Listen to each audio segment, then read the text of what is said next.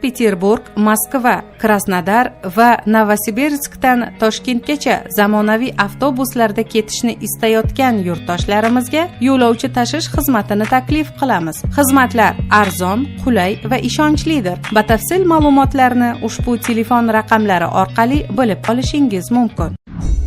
Qozog'iston chegara xizmat xodimlari o'tkazish punktini chetlab o'tib, chegarani buzib kirgan 3 nafar rossiyalikni qo'lga oldi deb xabar bermoqda mamlakat Milliy xavfsizlik qo'mitasi.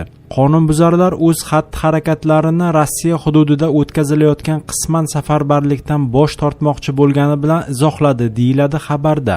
Hodisa 25-sentyabr kuni Qo'stanoy viloyati bo'yicha chegara xizmati departamentiga qarashli uchastkada yuz bergan.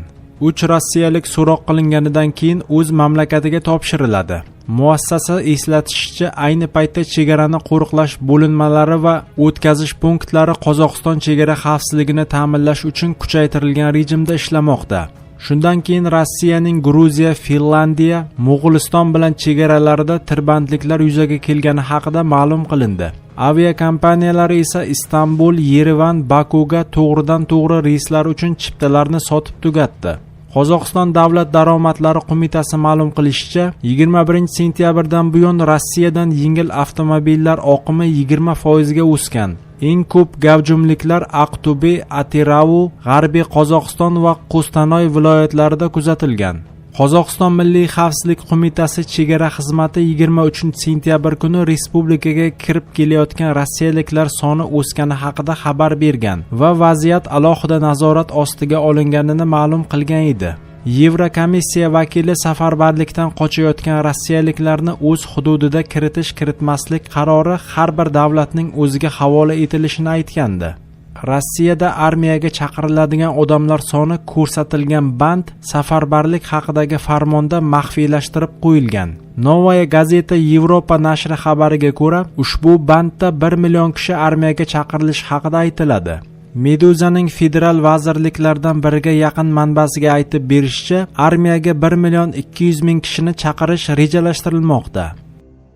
Rossiyada chegarachilar fuqarolarga mamlakatdan chiqishni taqiqlay boshladi. Rossiyadagi Agora huquqni himoya qilish xalqaro tashkiloti rahbari Pavel Chikov ma'lum qilishicha, Rossiya Federal xavfsizlik xizmati rossiyaliklarga mamlakatdan chiqishni taqiqlashni boshlagan.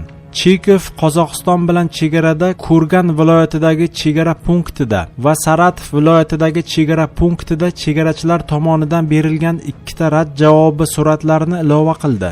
Ikkala hujjatda ham bu odamlarga harbiy komissariyatlar qarori asosida Rossiyadan chiqib ketishga ruxsat berilmagani aytilgan. Pagran Kontrol Telegram kanali obunachilaridan kamida 5 kishi ham Rossiya Qozog'iston chegarasi orqali chiqib ketishga ruxsat berilmagani haqida ma'lum qildi. 21-sentyabr kuni safarbarlik boshlanganidan keyin Rossiyaning ba'zi qo'shni mamlakatlar bilan chegaralarida navbatlar yuzaga keldi. Shundan keyin Gruziya va Qozog'iston bilan chegaralarda ayrim odamlarga Rossiyadan chiqib ketish taqiqlangani haqida tasdiqlanmagan xabarlar paydo bo'ldi. Dastlab Rossiya hududlaridagi harbiy komissarlar safarbarlik bo'yicha armiyaga chaqirilishi kerak bo'lgan odamlarga o'z shahri yoki tumanini tark etishni taqiqlagandi. Biroq 23-sentyabrga kelib ularning buyruqlarida Rossiyadan chiqib ketishga nisbatan taqiqlar paydo bo'ldi.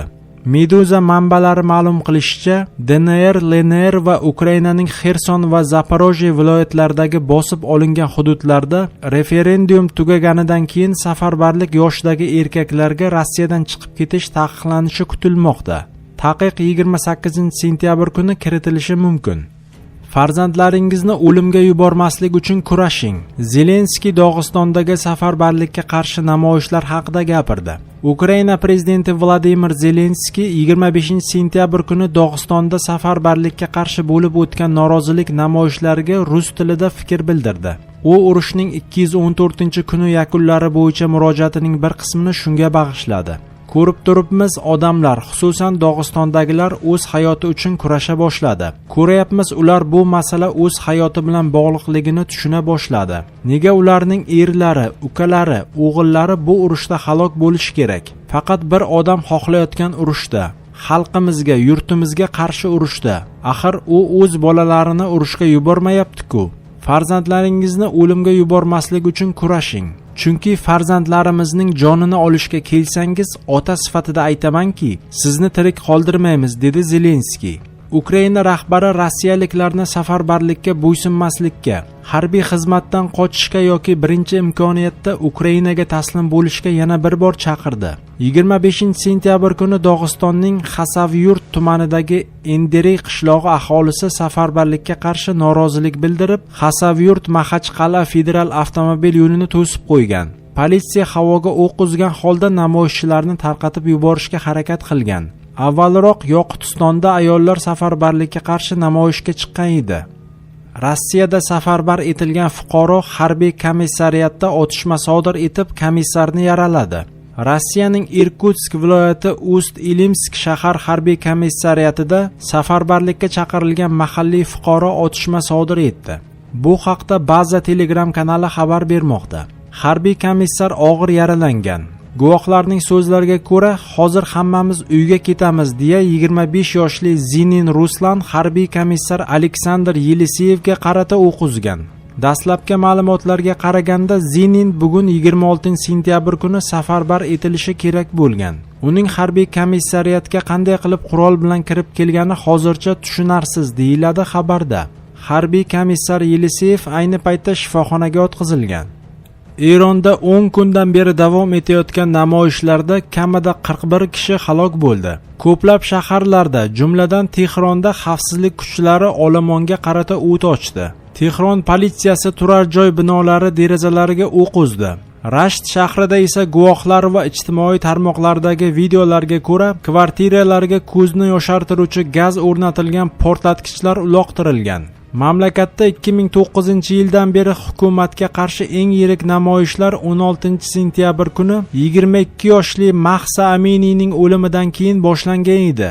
Qiz hijobni noto'g'ri o'ragani uchun axloq politsiyasi tomonidan hibsga olingan. So'ng politsiya uchastkasidan kasalxonaga olib ketilgan va u yerda vafot etgan. 24-sentyabr kuni namoyishlar Eronning 80 ta shahriga tarqaldi. Eron prezidenti Ibrohim Raisi buyrug'i bilan ayollarga qarshi qaratilgan repressiyaga javoban, ayniqsa yosh eronliklar orasida bir necha oydan beri chuqur norozilik kayfiyati va g'azab kuchaymoqda. Namoyishchilar, shuningdek, korrupsiya, iqtisodiy jihatdan noto'g'ri boshqaruv va dissidentlarga qarshi yillar davomida olib borilayotgan tazyiqlarga qarshi chiqmoqda. Mahalliy xavfsizlik kuchlari bir necha kun davom etgan shiddatli to'qnashuvlardan so'ng orqaga chekingach, mamlakatning g'arbiy chegarasi yaqinidagi kichik, asosan kurdlar istiqomat qiladigan Oshnaviye shahri namoyishchilar tomonidan egallab olindi.